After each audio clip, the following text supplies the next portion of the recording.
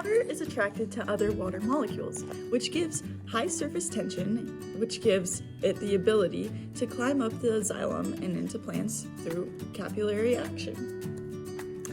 High specific heat. The hydrogen bonds require a lot of energy input to break the hydrogen bond to heat up the water. Moderate climate. Since water has a high heat capacity, it can absorb and release large amounts of energy. This stabilizes climate in locations near large bodies of water. Expanding upon freezing. The hydrogen bonds in water create a structure when frozen, which makes it rigid and less dense since it is more spread out. Great solvent. Water can dissolve ionic compounds and other polar molecules, which makes it a great solvent. Unit 2. Cell organelles. Ribosomes function to perform protein synthesis. The endoplasmic reticulum has both the smooth ER and the rough ER. The rough ER focuses on the protein synthesis because it has ribosomes, whereas the smooth ER doesn't have ribosomes and focuses on the synthesis of lipids and detoxification of harmful substances. The Golgi complex controls the modification and packaging of proteins for transport like the post office does. Lysosomes help to digest macromolecules, worn out cell parts, and destroy bacteria and viruses that have entered the cells. Vacuole is essential for food or water storage and is a regulation in the cell. You might have heard the mitochondria is the powerhouse of the cell, but that's because the mitochondria produces energy for the cell and it even has its own DNA. Chloroplast contains thylakoids, grana, and stroma, all of which help the process of photosynthesis. The centrosome helps the microtubules assemble into spindle fibers needed in cell division, which you will hear about later. Transport and diffusion. The plasma membrane is made up of a phospholipid bilayer, which can be selectively permeable. A few ways that molecules move is through passive transport and active transport. Passive transport is when molecules move from areas of high concentration to low concentration, which it naturally does without the input of energy, this is called diffusion. Another form of passive transport uses a member protein called facilitated diffusion. One example is aquaporins that allow large quantities of water to move down their concentration gradient. Channel proteins are another form of passive transport, which allow ions such as calcium and chlorine to pass down their concentration gradient. Active transport is when the molecules move from an area of low concentration to high concentration, which is opposite or against the gradient it requires an input of energy. Unit 3. Photosynthesis and cellular respiration. Photosynthesis can be split into two main parts, the light-dependent reactions and the light-independent reactions, also known as the Calvin cycles. In the light-dependent reaction, light energy is used to drive the production of ATP, also known as phosphorylation. At the end of the light-dependent reactions, NAD+ accepts these electrons, forming NADPH, which is a source of reducing power for the light-independent reactions. The light-independent reactions can be broken down into three main parts: the fixation of carbon, which turns the unusable form of glucose into a usable form, and the second part is reduction of molecules into G3P, which you will learn about later, and the last step is regeneration of RuBP, which is the 5-carbon molecule created from the Calvin cycle. Cellular respiration has many parts, of which include glycolysis, oxidation of pyruvate, the Krebs cycle, oxidative phosphorylation, and fermentation. Glycolysis occurs in the cytosol of the cell and turns two molecules of NAD+ and glucose into NADH and pyruvate. Oxidation of pyruvate occurs in the mitochondria, and 3-carbon pyruvate molecule is modified to then enter the mitochondria. It is oxidized, and the electron carrier NAD+ is reduced and becomes NADH and releases a carbon dioxide. The Krebs cycle occurs in the matrix of the mitochondria. It is where the 6-carbon molecules go through a series of enzyme-catalyzed reactions where 2 or more carbon dioxide molecules are released. Oxidative phosphorylation involves the electron transport chain and chemiosmosis, which occurs in the inner membrane of the mitochondria. Oxidative phosphorylation yields the vast majority of ATP in cellular respiration. Fermentation occurs during oxidative phosphorylation. NADH is oxidated to NAD+, which can be returned to be used in glycolysis if oxygen is not present. The phosphorylation cannot occur, which means cells carry out fermentation to regenerate the NAD+ needed to keep the process of going. Enzymes can catalyze reactions most efficiently at optimum temperatures and pH that are specific to that enzyme. A change to an enzyme structure is called denaturation. Competitive inhibitors are similar in shape to substrate and compete with substrates for the active site of the enzyme, which lowers the rate that the enzyme is catalyzed in the reaction. Non-competitive or allosteric inhibitors do not find an active site, but rather bind to a different site on the enzymes called the allosteric site, which changes the shape of an enzyme affecting its function. Unit 4. We're going to start with signaling. 4 general types of cell signaling include autocrine signaling, juxtacrine signaling, paracrine signaling, and endocrine signaling. Autocrine signaling is when the cell secretes a ligand and it triggers a response within the same cell. Juxtacrine signaling depends on direct contact between the cell that is signaling a ligand and the cell that is receiving and responding to it via a surface receptor. Paracrine signaling is when the cell secretes a ligand that travels a short distance, eliciting an effect on cells in the nearby area. Endocrine signaling is when ligands travel long distance between the sending and receiving cells. This is also known as hormones. Cell signaling is crucial to feedback mechanisms. Negative feedback mechanisms return a system to its original condition and help to maintain homeostasis, where a positive feedback loop amplifies the cell process. Cell cycle. There are many phases of the cell cycle, which include interphase, mitosis, and cytokinesis. During interphase, G1 is when the cell grows and prepares for the replication of DNA. S phase, which is also an interphase, is known as synthesis. It is when the DNA is replicated. The last stage of interphase is G2. It is when the cell continues to grow but prepares the materials needed for mitosis, such as the proteins that will make up the spindle fibers. The next phase is mitosis. It has 4 stages: prophase, metaphase, anaphase. During prophase, the nuclear membrane dissolves and the chromosomes condense and become visible. In metaphase, the spindles have fully attached to the centrosomes in the chromosomes. During anaphase, each chromosome splits at its centromere as opposing spindle fibers begin to shorten. In telophase, the 2 nuclear membranes from each have 2 nuclei now containing the same number of chromosomes and the same genetic information as the parent cell. During cytokinesis, the cytoplasm divides to create 2 new cells. Unit 5. Meiosis. Meiosis has 2 rounds of cell division, which creates 4 genetically different haploid gametes. In meiosis 1, it consists of 4 stages: prophase 1, metaphase 1, anaphase 1, and telophase 1. During this is when the genetic recombination or crossing over happens. Metaphase 1 is when the chromosomes line up in a single column along the center of a cell. Anaphase is when the sister chromatids in each chromosome separates and moves towards opposite ends of the cell. In the end, the number of chromosomes is doubled. During telophase, 2 nuclei are formed, which results in 2 haploid cells. To meiosis 2, which is more similar to mitosis rather than meiosis 1. It again contains prophase, metaphase, anaphase, and telophase. In prophase 2, the chromosomes again condense and become visible but do not cross over.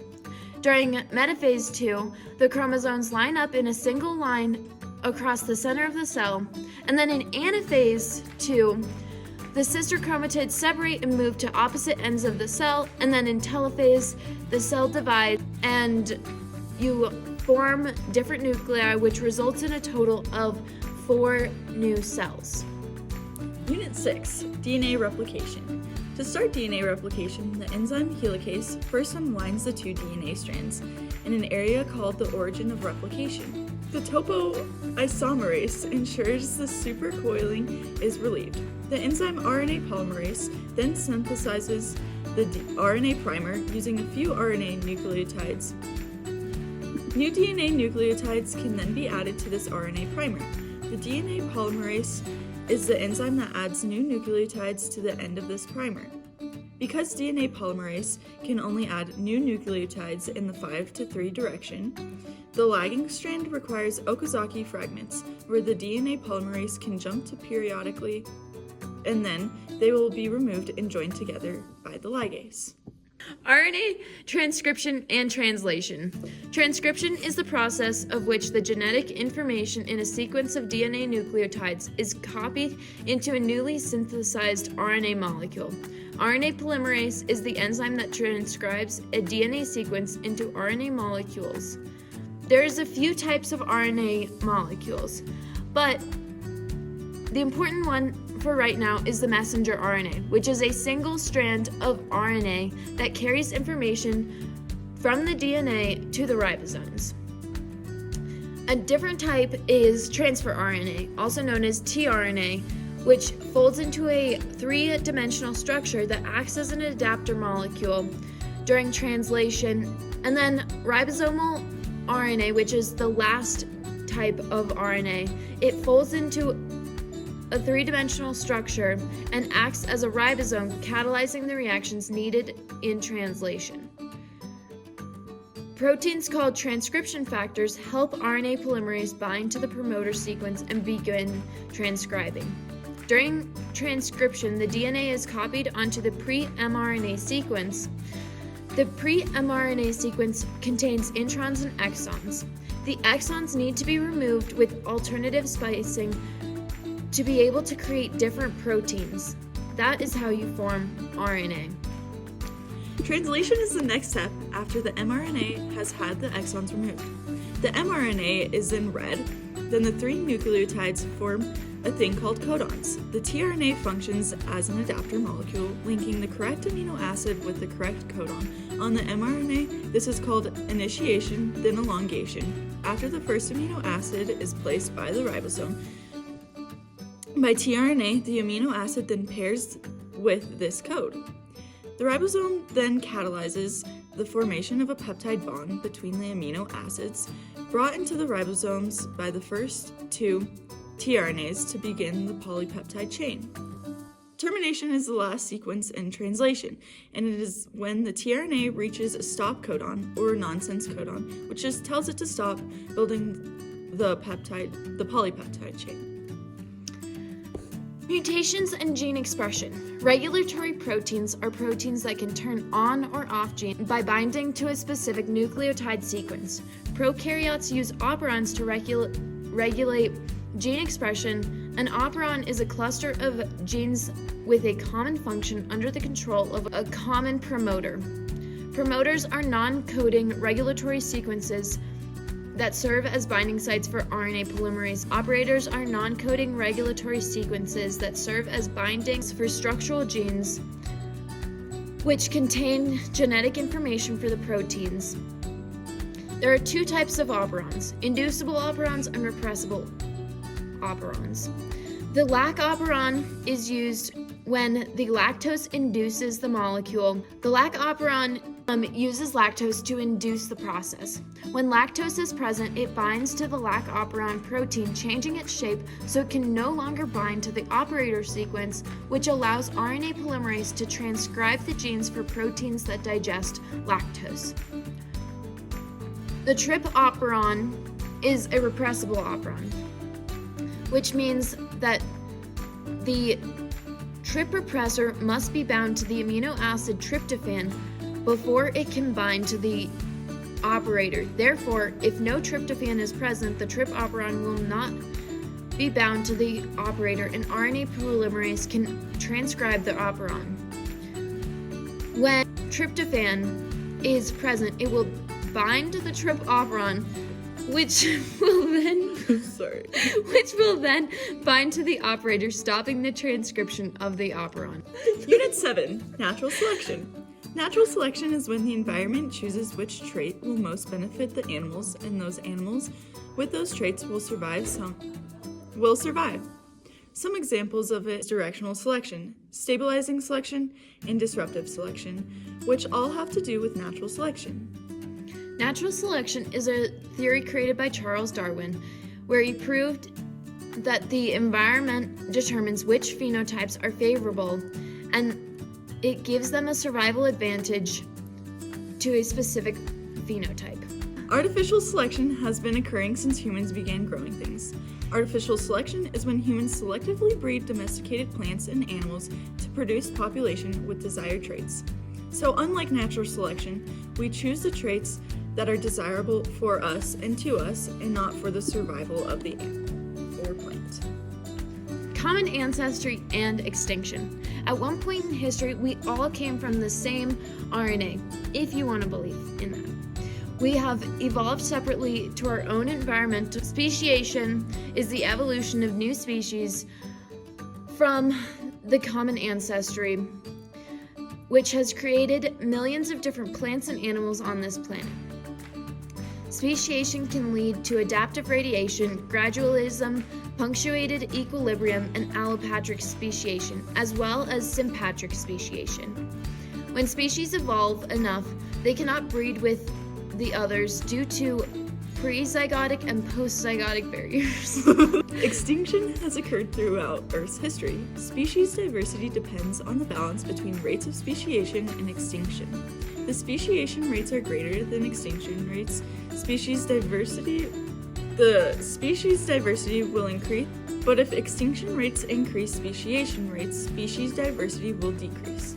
Extinction may have negative consequences, and extinction can also clear available habitats and niches for other species. Ecology. Organisms respond to changes in the environment with audible signals, chemical signals, electrical signals, tactile signals, and visual signals, all of which can help to increase survival rates by alerting to predators and finding prey. Trophic levels represent steps in the food and energy transfers between organisms and an ecosystem. Organisms are classified into trophic levels based on their food and energy sources. Herbivores are primary consumers. Carnivores and omnivores consist of the second, tertiary, and quaternary consumers. The producers are the autotrophs. They get energy from physical or chemical sources in their environments.